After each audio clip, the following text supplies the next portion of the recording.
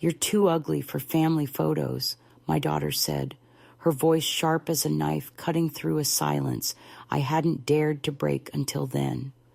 The words weren't shouted, nor were they whispered conspiratorially. They landed between us like a cold, deliberate judgment, a sentence passed not in anger, but with a quiet, ruthless certainty that left no room for argument or reply. She looked at me, eyes narrowed just enough to let me know she truly meant it, that this wasn't a momentary lapse or a careless joke born of frustration, but a declaration that I was no longer welcome to share the light, the smiles, the captured moments that would be posted, liked, and curated as part of some perfect family story.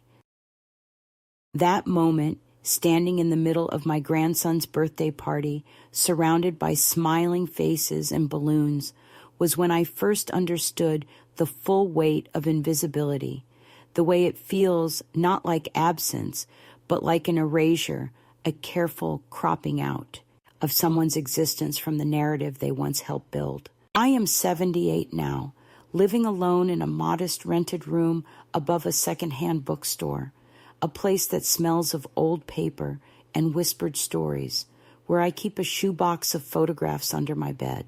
Most of those pictures are ones where faces are turned away, blurred, or cut off, not because the images are damaged, but because, over the years, I have learned to protect what little remains of my dignity by hiding from the camera and by hiding my face from the world that refuses to see it. The shoebox is a shrine to the past, to the moments I was once a part of, before my own daughter decided that I was no longer the grandmother her children should be seen with. The birthday party had been planned months in advance, invitations sent to everyone in the family with instructions to dress casually, bring gifts, and prepare for a day full of laughter and memories. Clara, my daughter, had insisted on hiring a professional photographer to capture the event, someone who could deliver those flawless images where every smile looks genuine, every child looks angelic, and every adult looks their absolute best. It was then that I realized the photos were not for me, not for the family, but for the world outside, for the followers on social media, for the people who would judge us by these carefully manufactured glimpses into our lives. I had arrived early that morning, clutching a small wrapped gift for my grandson and wearing the cardigan I knitted myself last winter, the one with tiny purple flowers embroidered on the cuffs, a garment I had thought was cheerful and warm, but, apparently in Clara's eyes, too old, too plain, too imperfect to appear in a picture that would be shared and admired. As I crossed the threshold into the crowded living room, I was met with a polite but guarded silence, as if I were a visitor in someone else's home rather than the woman who had raised Clara, who had changed diapers and wiped tears, who had stayed up through sleepless nights and long days, who had baked countless cakes for birthdays and holidays, all of which now seemed forgotten. The photographer's camera clicked and flashed around me, but I noticed she never trained her lens on my face. Instead, she focused on the children, on Clara and her husband, on the guests who mingled effortlessly, their smiles broad and genuine, or so it seemed from a distance. My own smile felt forced, a mask I wore so that no one would see the ache blooming quietly in my chest. The moment came when Clara leaned toward me, her voice low and almost conspiratorial, and said, "Mom, maybe it's best if you stay behind today. You know, out of the photos, it'll just be easier for everyone." I nodded, swallowing the lump that formed in my throat. I wanted to protest, to tell her that my face belonged here just as much as anyone else's, that the wrinkles and gray hairs were badges of a lifetime of love and struggle, but I stayed silent. Instead, I retreated to the kitchen, where I washed dishes and wiped counters, a ghost in the midst of a celebration. I could hear laughter from the living room, the hum of happy conversations, but they were distant, as if separated by glass or walls thicker than wood. The hours passed slowly, and I found myself watching the family photo slideshow on the screen, the images flickering with perfect smiles and bright eyes, none of which included me. At one point, I found an old worn album tucked away on a high shelf and opened it carefully. The photographs inside told a different story, a story where I was there, sitting beside my daughter, holding my grandson's tiny hand, smiling in the sun-dappled garden. But those moments had been erased, edited out of the digital archives, deleted from the social feeds. It was a quiet, cutting form of rejection, a message delivered not in words, but in absence, and it struck me with the force of a blow I hadn't expected to endure. That night, lying alone in my small room, the shoebox of photographs felt heavier than ever. Each picture was a fragment of a life that no longer belonged to me, a life where my daughter's love had been replaced by disdain and dismissal. I thought about the countless birthdays I had celebrated, the meals I had prepared, the stories I had told, and I wondered when I had become invisible. The pain was sharp but silent, a steady ache beneath the surface that threatened to break through at the slightest provocation. I traced my fingers over the edges of the photos, feeling the smoothness of the paper, the faded colors of memories that refused to fade entirely. I realized then that the album was more than a collection of images.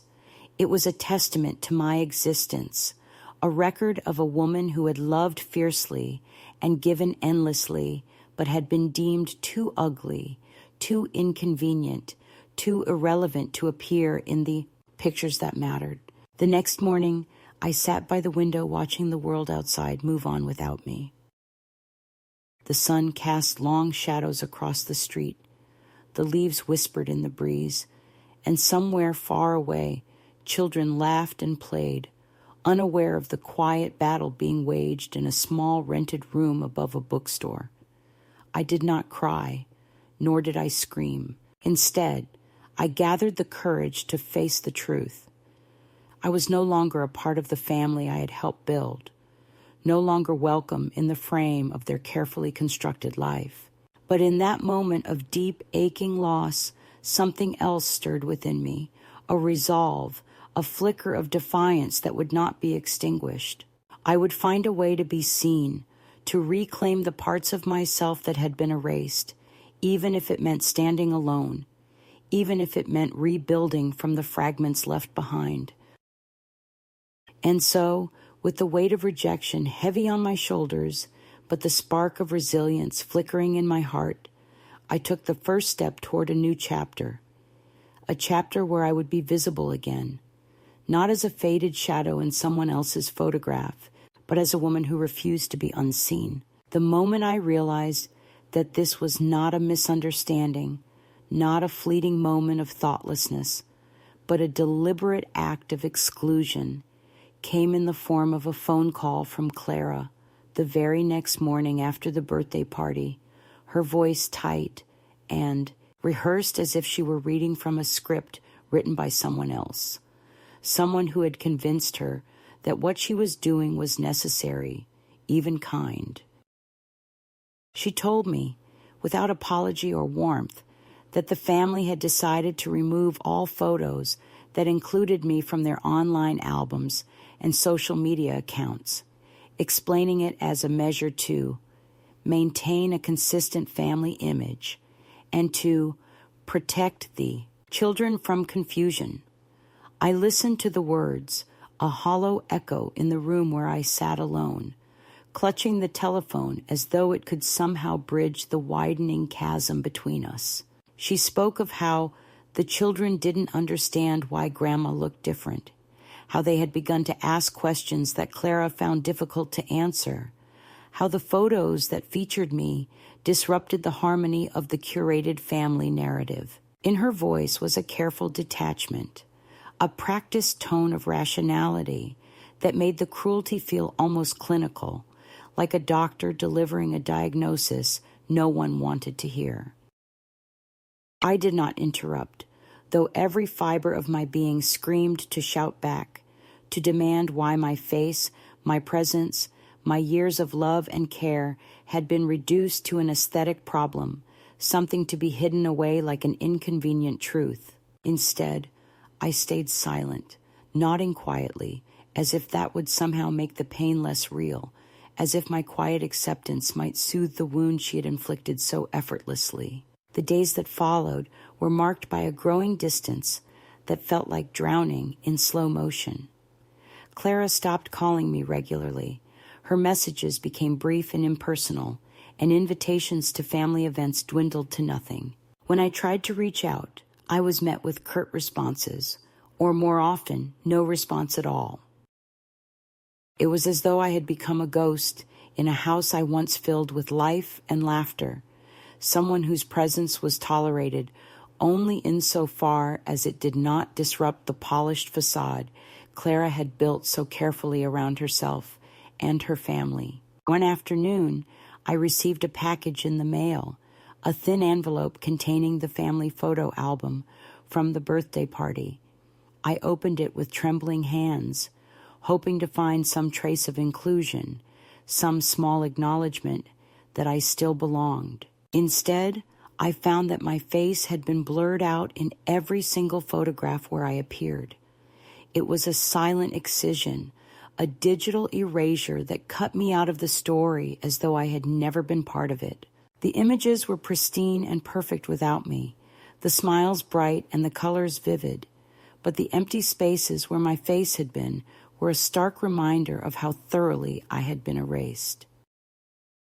Tears pricked at the corners of my eyes as I ran my fingers over the pages, tracing the blurred patches as if trying to bring back the woman they had wiped away. It was a profound betrayal, not just of a mother or grandmother, but of a human being who had loved and sacrificed, who had given so much and received so little in return. The realization that I had become, in the eyes of my own daughter and grandchildren, an unwelcome and ugly secret was a blow that shattered my sense of self in ways I had not anticipated. I retreated into solitude, my days marked by a growing silence that was both imposed and embraced. I stopped trying to reach out, stopped waiting for calls that never came, and instead began to focus on the small acts of care I could still perform for myself. The shoebox of old photographs, the small rituals of making tea just the way I liked it, the evenings spent reading by the flickering light of a worn lamp became my refuge in a world that had turned its back on me. Yet beneath the quiet surface, a storm was building, a fierce determination not to disappear quietly into the shadows. I began to take photographs of myself, not for anyone else, but as a declaration of presence, a way of saying that I still existed and still mattered, even if my own family could no longer see me. With a disposable camera I bought from the corner store, I captured simple moments, my hands holding a cup of steaming tea, the worn stitches on cardigan I still wore despite their disapproval, the reflection of my face in the cracked mirror of my rented room. Each image was a small act of rebellion, a refusal to be erased or ignored. When I sent one of these photos to Clara, unsigned and without explanation, I watched with a mix of hope and fear as the message was received but not replied to. The silence that followed was deafening, a void where connection once lived. The emotional violence I endured was subtle but profound, an erasure not marked by shouting or overt cruelty, but by absence, by the refusal to acknowledge, by the systematic rewriting of a family narrative that no longer included me. This exclusion was not just about photographs or appearances. It was about the fundamental human need to be seen, to be recognized, to be loved and remembered. The pain of being deemed too ugly to appear in family photos was inseparable from the deeper wound of being deemed too invisible to exist. As the weeks passed, I found strength in the quiet moments of resistance, the photographs I took of myself, the letters I wrote but never sent, the memories I held close as a shield against the coldness that surrounded me. The catalyst for my journey was not a single act of cruelty, but the cumulative weight of neglect, dismissal, and rejection that made it clear I would have to fight for my place in the world on my own terms. This realization was both devastating and liberating.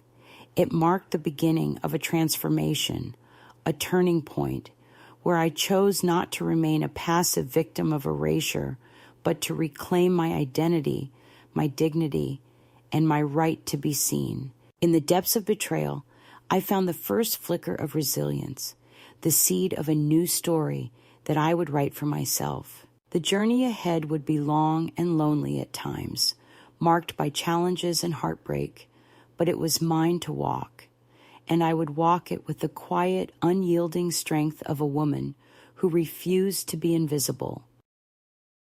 After the cruel silence that followed the photo erasure and the cold dismissal from my daughter, I began to notice how the subtle erosion of my place in their lives crept in quietly, almost imperceptibly, yet with a persistent, grinding relentlessness that wore away at the very foundation of my identity and belonging. It was not marked by loud arguments or dramatic confrontations, but by a slow, steady shrinking of my role within the family, as if I were fading like an old photograph left too long in the sun. The gatherings I once looked forward to became exercises in invisibility, where I was present but unseen, heard but not listened to. At holiday dinners, I found myself relegated to the kitchen or the far end of the dining table, where conversations flowed around me like a river bypassing a rock, never touching the solid presence I tried to maintain. The children, once eager to sit on my lap and listen to my stories, now glanced past me with distracted eyes, speaking instead to their parents or the glowing screens in their hands. I overheard my daughter Clara telling friends that I was a bit much or not the easiest person to manage, phrases that stung sharply because they disguised a deeper disdain under the guise of polite social critique. She would call me occasionally, but those calls were brief and clipped, filled with updates about the grandchildren and the household, but carefully avoiding any real conversation or emotional connection. It was as if our relationship had been transformed into a transaction, a scheduled appointment, rather than the lifelong bond of mother and daughter it once was. At home, I noticed how the small tokens of affection that had once filled my days vanished like mist. The photographs that adorned the walls no longer included me. Even the old framed picture on my nightstand, a gift from my late husband, was moved to a forgotten shelf in a dark corner. Invitations to family events arrived less frequently, often with an unspoken expectation that I would decline or not make the effort to attend. When I did show up, I was met with polite but distant smiles, as if my presence was tolerated rather than welcomed. The subtle acts of control grew more suffocating over time. I was asked to help out at gatherings, but never invited to sit with the family. I was expected to prepare food or tidy the house, but was discouraged from sharing my own stories or opinions. When I tried to assert myself, I was gently but firmly talked over, dismissed as old-fashioned or too sensitive. It was a slow erasure that wore down my confidence, leaving me questioning my own worth and place in a family that seemed increasingly eager to distance itself from me. Even in my own home, I felt the walls closing in. Clara insisted on redecorating the living room to match her modern tastes, replacing the quilts I had sewn and the photographs I had carefully arranged with sleek furniture and abstract art that felt cold and impersonal. The kitchen was stripped of its warmth, the cupboards emptied of familiar dishes, and replaced with new sets that I was not invited to use or unpack. It was as if my memories, my history, and my presence were being packed away alongside the boxes of old belongings that Clara said were cluttering up the space. The grandchildren, too, seemed to slip further away. They no longer called me Grandma with the same affection. Instead, they used distant terms like Mom's mom, as if I were a figure from a story, rather than a living, breathing woman who had cared for them since their first breaths. When I tried to connect, they were polite but uninterested, their attention drawn to their devices or their parents' instructions. The gentle touches and hugs I once cherished were replaced by quick nods or awkward pats on the shoulder. I felt like a ghost haunting a house that had once been my home, a presence tolerated only because of obligation rather than love. The first escalation of my exclusion was marked by these quiet violences, the kind that slipped beneath the radar of most people's awareness, but cut deeply into the soul. It was in the way Clara would sigh loudly when I entered the room, the way conversations would halt briefly before resuming in hushed tones, the way family photos were arranged with me deliberately cropped out or blurred beyond recognition. It was in the small, cruel comments made in passing about my appearance, my habits, my old-fashioned ways. These moments were like tiny cuts, each one almost too small to notice, but over time they bled together into a wound that refused to heal. One particular afternoon stands out in my memory as the moment when the full weight of this slow erasure became undeniable. I had come to visit Clara's house unannounced, carrying a batch of cookies I had baked with love, hoping to surprise my grandchildren and perhaps reclaim a small piece of the family I once knew. As I entered, I was greeted not with hugs or warm smiles, but with a cool glance from Clara and a whispered instruction from her husband to make yourself useful in the kitchen. I was shown where to hang my coat, away from the main living area, and told the children were busy and couldn't be disturbed. I spent the afternoon quietly washing dishes and tidying up, hearing laughter and chatter drift from the other room, but never once invited to join. When the children did pass by, their eyes looked through me, their voices busy with the latest games or school gossip, and I was left standing alone in the hallway, clutching a dish towel that suddenly felt heavy in my hands. Later, Clara approached me, her voice soft but firm, telling me that things had changed and that it might be better if I limited my visits, that the children were sensitive, and that my presence sometimes made them uncomfortable. I wanted to cry or scream or plead, but the words stuck in my throat. Instead, I nodded and promised to respect their wishes, even as my heart broke a little more. This was the moment when I understood that my exclusion was no accident, no temporary misunderstanding, but a deliberate and permanent shift in our family dynamics. I was no longer a beloved grandmother, but a tolerated outsider, someone whose presence had become inconvenient and whose love was no longer enough to secure a place at the table. In the weeks that followed, I found myself shrinking further, withdrawing into the quiet corners of my own life where I could find some semblance of peace. I took long walks in the neighborhood, stopping at the park to watch children play, remembering the days when my own family gathered there with laughter and joy. I visited the bookstore downstairs more often, losing myself in the pages of novels that spoke of resilience and hope. Yet even as I sought solace in solitude, the ache of exclusion gnawed at me, a persistent reminder of the love that had been withheld, the connection that had been severed. The first escalation was not a single event, but a series of small, accumulating losses: a chair left empty, a conversation ignored, a smile withheld, that together formed a slow and painful unmaking of a woman who had once been the center of her family's universe. But within this erosion, beneath the layers of grief and loneliness, a quiet ember of determination began to glow. I realized that while I could not control the actions or feelings of others, I could choose how to respond. I could either disappear into the shadows or find a way to reclaim my visibility, my voice, and my dignity. It was a choice that would shape the next chapters of my life, a choice born from the very pain that sought to silence me.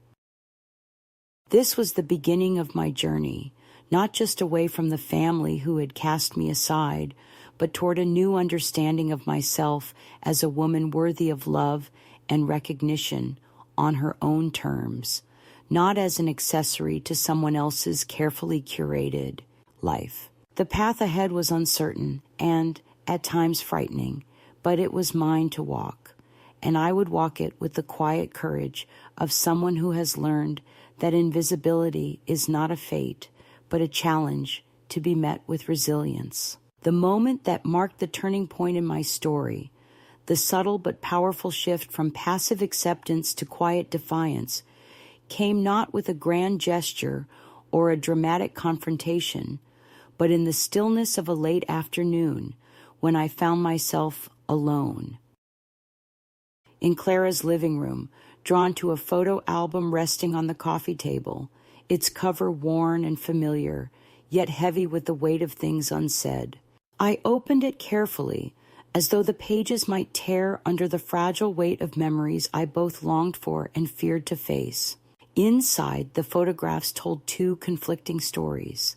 The ones I remembered, where I was present and smiling, where my hands held my grandsons, where my eyes caught the light of joy and belonging, and the newer versions, the ones Clara had curated, where my face was blurred or cropped out altogether, where my presence was edited away as if I had never existed.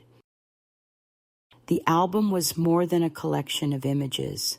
It was a ledger of erasure, a visual record of the slow unraveling of my place in the family. As I traced the faded edges of the pictures with trembling fingers, I felt a fierce sadness rising, but alongside it, a stubborn spark of clarity and resolve. I realized then that if I continued to wait quietly for them to see me, to remember me, I would remain invisible forever. I could not rely on their recognition or approval to reclaim my identity. Instead, I had to act, to take control of my own story and find a way to be seen on my own terms. Later that evening, with the album tucked under my arm, I walked slowly through the streets of my neighborhood, the cool air brushing against my skin like a whispered promise of change. I stopped at a small corner store and purchased a disposable camera, something simple and unassuming, a tool that would help me capture the world as I saw it, unfiltered and unapologetic. The next few days were filled with quiet experimentation. I learned to hold the camera steadily, framing shots that felt honest and real.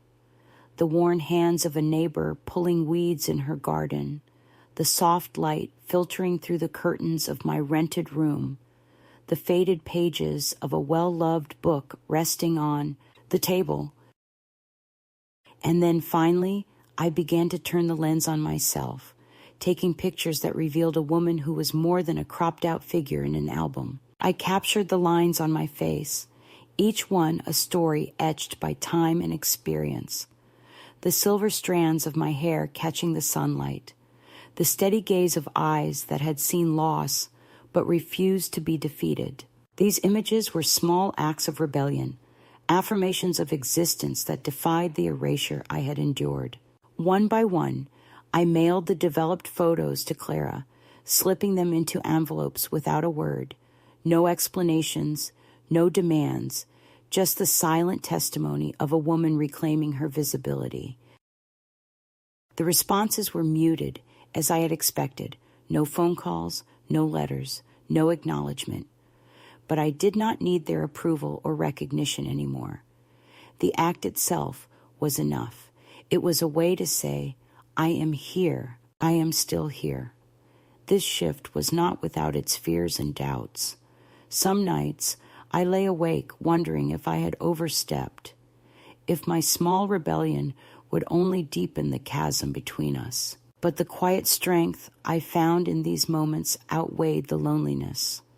I began to understand that the power to define myself could not be taken away by others, no matter how deeply they wished to erase me. The photographs became a mirror in which I saw not just my own reflection, but a woman who had survived betrayal and rejection, who had found the courage to step out of the shadows and into the light, even if that light was still dim and flickering. In this process, I also discovered new ways to connect with strangers in the bookstore who shared their own stories of loss and resilience, with neighbors who greeted me warmly on my walks, with the quiet hum of the city that pulsed with life beyond, the walls of family and expectation. The midpoint of my journey was not a moment of reconciliation or forgiveness, but a declaration of independence, a reclaiming of self that set the course for all that would follow. It was the day I stopped waiting to be seen and started to see myself. And in that seeing, I found a beginning where there had only been endings.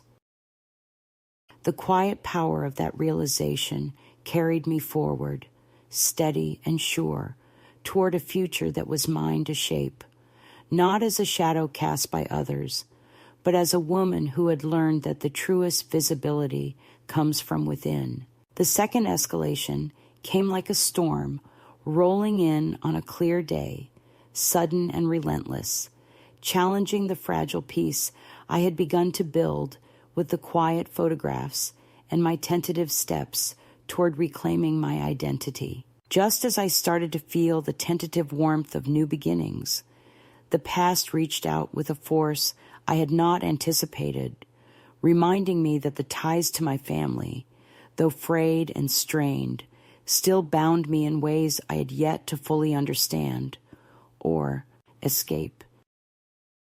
It began with a letter from my grandson, Kieran. His handwriting was large and awkward, the way a boy's often is when he tries to put feelings into words, but isn't quite sure how. The letter was short, but heartfelt, filled with a longing that pierced through the cold walls Clara and Adam had built around me. He wrote about missing me, about wondering if I was safe, about hoping I would answer his calls and come back to the family. I read his words over and over, feeling the bittersweet mixture of love and sorrow, hope and fear. Here was a connection untouched by the bitterness that had soured the rest of the family, a thread of warmth amid the chill of rejection.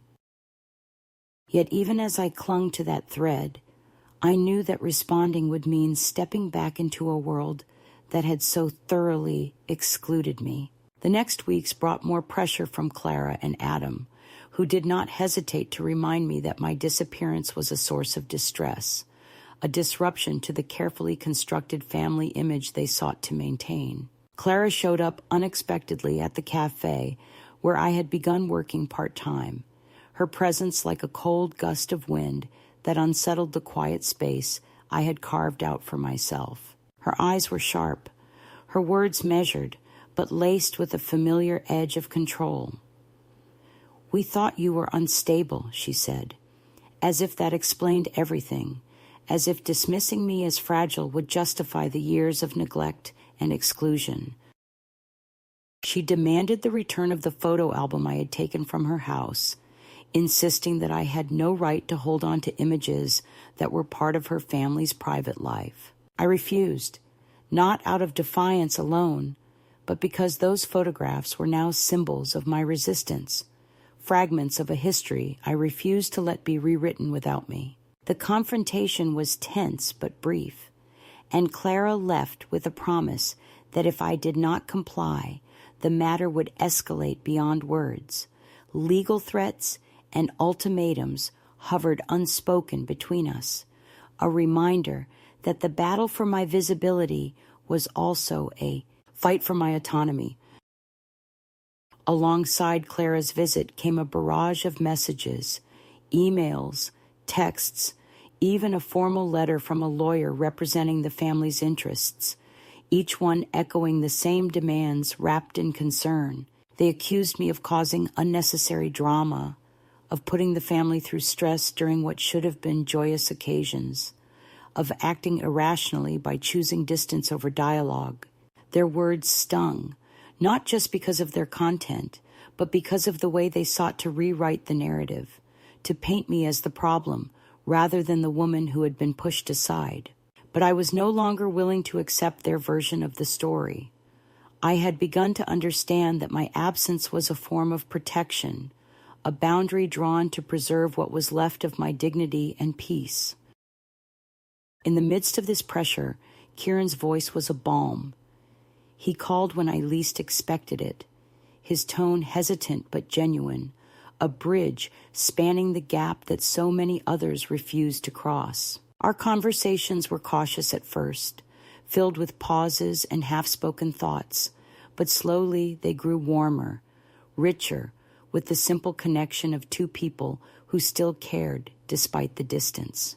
He told me about his struggles, his hopes, the small victories and disappointments of growing up. I shared with him stories of the city I now called home, the cafe where I worked, the neighbors who had become friends, and the quiet life I was building from the fragments of what had been broken. This relationship became a lifeline, a reminder that even in the darkest moments, there could be light and love. But the family's attempts to reclaim me did not end with words or visits. There was a community gossip swirling around my disappearance, a mix of concern and speculation that found its way into the local newspaper. An article appeared, framed as a family speaks out piece, portraying me as vulnerable, lost, and in need of care. The quotes from Clara and Adam painted a picture of a woman who had vanished without warning, causing worry and confusion, someone who was not the type to leave her family voluntarily. I read the article with a mixture of disbelief and bitter amusement. Their concern felt performative, a spectacle designed more to reassure the outside world than to reach me. I laughed aloud, a sharp, startled sound that surprised even me. The article was proof not of my fragility, but of their fear of losing control, of their inability to see me as an autonomous woman with her own will and voice. In response, I continued to build my new life quietly but resolutely. At the cafe, Heather, the manager who had taken me on without questions or pity, gave me extra shifts, a small gesture that spoke volumes about trust and respect. Arthur, a regular customer and widower, became a steady presence, a companion in the background who understood the language of unspoken grief and quiet strength. Together, they helped anchor me in this new world, one that was less polished than the family I had left, but far richer in authenticity and kindness. Clara's unexpected visit to the cafe, one gray Thursday afternoon, was another test. She stood stiffly by the pastry display, her expression unreadable, as if she were trying to measure the distance between us with her eyes. I did not approach her. Instead, I kept busy behind the counter, letting her sweat in the awkward silence. When she finally spoke, asking to talk privately, I nodded and led her to a booth at the back. The conversation was strained and full of half-truths and excuses. She admitted to panicking that day at the airport lounge when I was left behind. But her words rang hollow against the backdrop of years of neglect. She said she never meant to replace me, that she just did not want my shadow looming over every family moment. I told her I was not a shadow, but a woman who had finally remembered how to be herself again. She left without finishing her coffee, the silence between us louder than any words. The second escalation was not just about confrontation or demands. It was about the struggle for recognition, for respect, for the right to exist on one's own terms. It was the collision between a family's need for control and a woman's refusal to be erased. The pressure was intense, but beneath it grew a steadier, stronger resolve. I was no longer the scared woman waiting to be seen. I was becoming someone who demanded to be recognized, who understood that sometimes the fiercest battles are fought not with anger or tears, but with quiet persistence and unwavering self-respect. This escalation tested me in ways I had not expected. There were moments of doubt and loneliness, times when the weight of rejection felt too heavy to bear. But each challenge also brought clarity and strength. I learned that love can be conditional, and that sometimes the hardest thing is to love oneself when others refuse to do so. The battles with Clara and Adam made me confront painful truths, but they also pushed me to seek new connections, to build a life beyond the family that had cast me aside. As the weeks turned into months, I found myself standing taller, speaking more firmly, and living more freely. I wrote letters, not to the family, but to Kieran and to myself, letters that spoke of hope, healing, and the reclaiming of dignity. I refused to be silenced or diminished. In the quiet moments after the storm, I realized that the second escalation had not broken me, but had forged me anew. The woman who emerged was not just a grandmother or a mother, but a survivor and a creator of a new narrative. I had learned that while the past may haunt, it does not have to define us, and that sometimes the most profound acts of courage are the ones that reclaim our right to be seen and heard in a world that often tries to make us invisible. The day I finally decided to draw the line, to carve out a boundary that no one could cross, was not marked by loud confrontation or dramatic spectacle, but by the quiet, deliberate act of reclaiming my power in a way that was as much about dignity as it was about defiance. After months of being pushed, pulled, and pressured by Clara and Adam, after their relentless attempts to control my narrative and dictate the terms of my existence, I found within myself a strength that surprised even me, a strength born from exhaustion, clarity, and the slow-burning desire to be seen not as an object of pity or a source of family drama, but as a woman who demanded respect and autonomy. It began with a letter I wrote to the family's lawyer, a carefully measured note that left no room for manipulation or misinterpretation. In it, I stated that I was of sound mind and living in a safe environment of my own choosing. I declared that I had retained legal counsel and that any further attempts to contact me under the guise of concern would be considered harassment. The letter was short, cold in its formality, but fierce in its intent.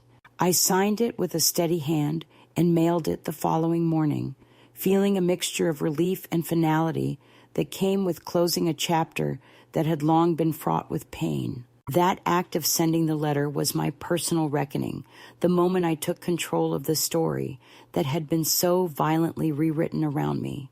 It was not vengeance or anger that fueled me, but a profound need to establish boundaries where none had been respected before.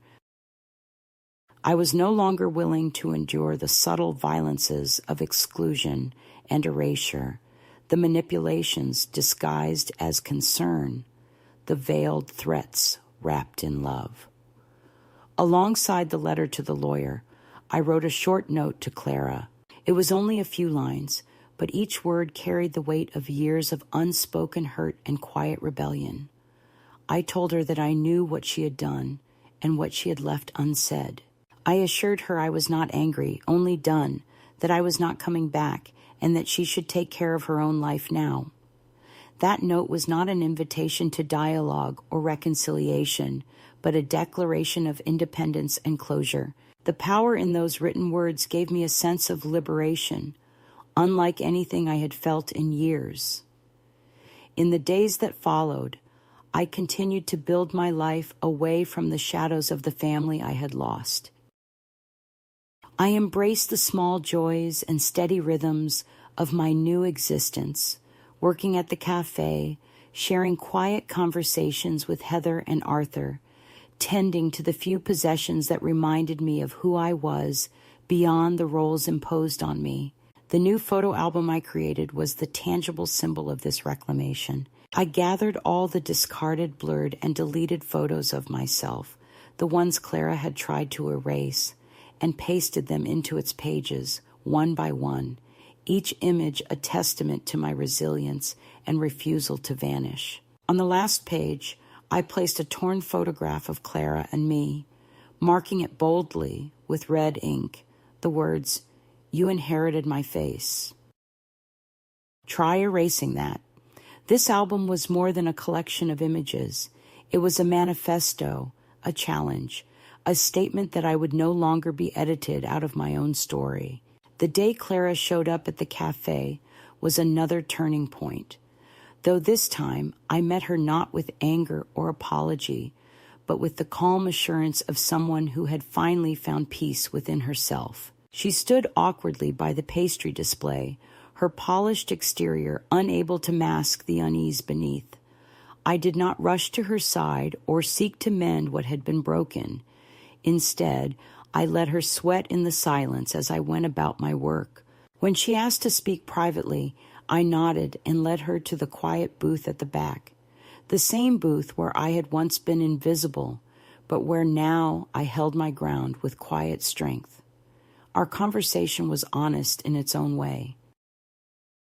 She admitted to panicking the day I was left behind in the airport lounge, her voice softened by the weight of regret, or perhaps just the exhaustion of the charade. She claimed she had never meant to replace me, only to protect the family from what she saw as disruption.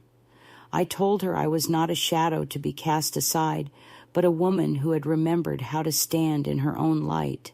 She left without finishing her coffee, and I returned to my work, feeling neither victory nor defeat, only the steady certainty of having taken back my power. That night, as I sat alone in my small room, the quiet hum of the city outside my window felt like a pulse syncing with my own heartbeat. The battles and betrayals of the past months had not been erased, but they no longer defined me. I was a woman transformed, one who had learned that dignity is not given, but claimed, that love is not always enough, and that sometimes the greatest act of courage is to say no, to refuse to be diminished, silenced, or erased. The climax of my journey was not a loud breaking point, but a deep, still moment of resolution, where I finally closed the door on a chapter of pain and opened another filled with possibility and self-respect. I realized that the power to shape my story had always been within me, waiting to be claimed, and that the woman I was becoming was not just surviving, but thriving, not just seen, but unmissable. The journey was far from over, but this moment marked the pivot, the fulcrum on which my life turned from one of invisibility and rejection to one of presence and affirmation. In this reclaiming of my narrative, I found not just closure, but a beginning, the start of a life that belonged to me and me alone, a life where I could be whole, seen, and unapologetically myself. In the quiet that followed the storm of confrontation and final letters, I found a stillness that was neither loneliness nor emptiness, but something more profound, a peace that comes from knowing you have reclaimed yourself after years of being unseen. The days settled into a rhythm that felt natural, steady, and wholly my own. I continued my work at the cafe, the comforting hum of morning conversations and the clatter of cups providing a soundtrack to a life that no longer depended on the fragile approval of a family that had cast me aside. It was in these small moments, the pouring of coffee, the greeting of familiar faces, the soft exchanges with Heather and Arthur, that I began to feel the fullness of my presence. I was no longer waiting for a seat at someone else's table. I was making my own, carving out space with hands that had once only prepared meals for others, but now built a life for myself. The shoebox of old photographs remained under my bed, but it no longer held the weight of longing or regret. Instead, it was a testament to the life I had lived, the love I had given, and the strength I had found to let go of what no longer served me. One afternoon, I placed the old album, the one filled with the blurred and erased images, into the hands of the bookstore owner downstairs with a simple note. These women lived. If you need proof you existed, take one. It was a quiet act of sharing, a gift to others who might feel invisible, unseen, or forgotten, a reminder that every life matters and deserves to be remembered. The bookstore became a place of connection, a sanctuary where I met women who, like me, carried stories of betrayal, rejection, and resilience.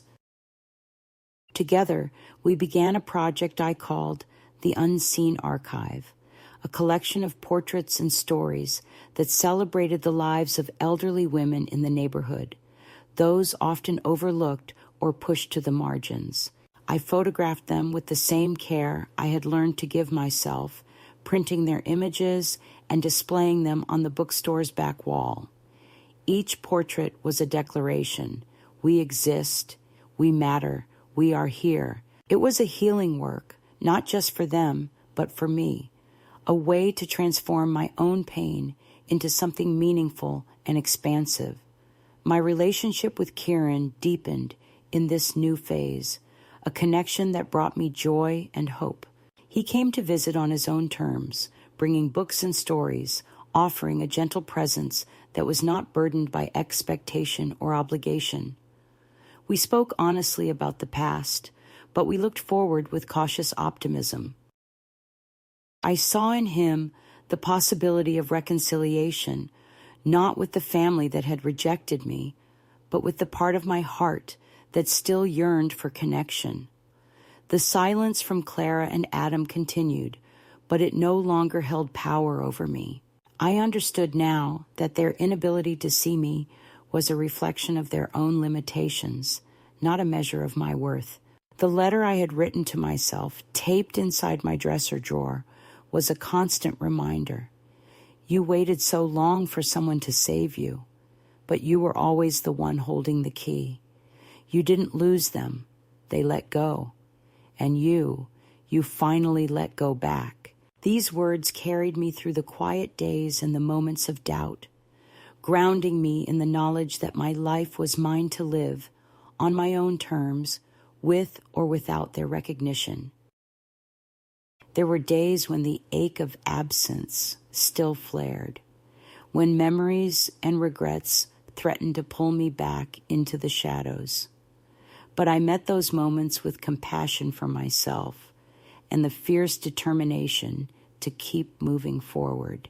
I learned to celebrate the small victories, the smiles shared with strangers, the warmth of a new friendship, the simple pleasure of a well-made cup of tea in the late afternoon light. The new life I had built was not without its challenges, but it was whole and real. It was mine, and that was enough. As the seasons changed, I found myself embracing the quiet beauty of this chapter. I baked lemon squares for the community potluck, sharing them with neighbors who greeted me with genuine smiles and stories of their own lives.